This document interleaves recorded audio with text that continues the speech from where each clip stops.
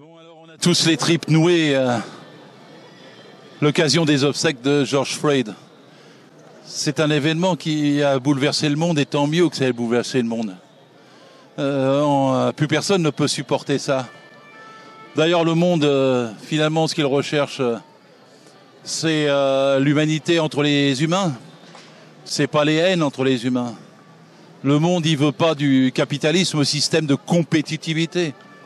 Il veut de la solidarité. Je dirais que ça a été presque aussi ce qui s'est produit avec le confinement de 3 ou 4 milliards d'humains. Pour la première fois, le vice rend hommage à la vertu.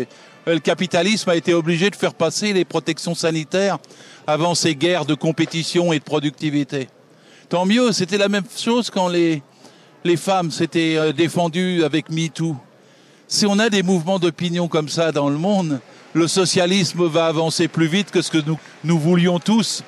Parce que on ne peut plus supporter un régime d'inégalité, de chômage, de misère, de concurrence, d'âpreté, de mensonges, de police violente comme Macron nous l'impose. Et là, la remise en cause des violences policières, ça fait 1 an et demi que nous le disons, que je le dis. Je veux dire, Macron aurait été obligé de partir s'il n'avait pas matraqué les Gilets jaunes. Les Gilets jaunes exprimaient le fond de la colère populaire contre les inégalités et la finance. Et c'est en les matraquant, en faisant des blessés, des milliers de blessés, en utilisant une police dont il apparaît que 54% d'entre elles votent pour le Front National, et qu'il y a maintenant des propos racistes qui sont tenus dans des réseaux avec 8 000, 9 000, 10 000 participants qui sont au sein de la police. Tout ça, et au fur et à mesure que ça se dégage, mais qu'on voit en même temps la réaction populaire massive de la jeunesse, et qu'on voit blanc, noir, de toutes les couleurs mélangées, on se sent dans un monde qui peut basculer dans le bon sens.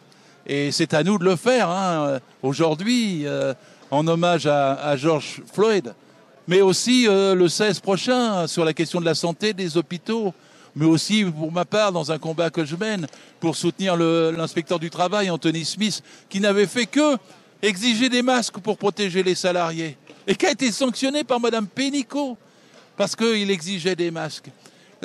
Tout ça nous fait une confluence d'aspirations non satisfaites. Et je sens ce monde, et puis notre France peut exploser si ceux d'en haut n'entendent décidément rien.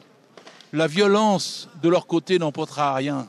Et le caractère de masse des colères rentrées, frustrées, va l'emporter. Donc je suis encore plus en ce moment, en sortant de 3 mois de confinement, pour l'unité de la gauche. Parce que sinon nous aurons un duel Le Pen-Macron, et ça c'est évidemment perdu pour tous les espoirs. Mais si la seule alternative c'est l'unité de la gauche. Et pendant le confinement et le déconfinement, il y a eu des pas en avant. Il y a plusieurs organisations qui se regroupent, il y a des débats dans tous les courants. La gauche est une mosaïque, mais chaque courant est une mosaïque. Et le fait que ça traverse absolument tous les courants veut dire aussi que les militants pressent, ils veulent une réponse. Quelle alternative? Et là, nous sommes en train, nous, à GDS, et avec mes amis, mais aussi avec tous ceux qui, ensemble, à Révolution sociale, à Place publique, on fait des déclarations communes avec 20 organisations dans lesquelles il y a les syndicats pour une plateforme de sortie de la crise. Bon, ça mûrit, je veux le dire à tout le monde, dans le bon sens, dans le sens de l'antiracisme, dans le sens du féminisme, dans le sens de la solidarité, dans le sens du combat contre les inégalités. Alors, bon, courage à tous, on va y aller.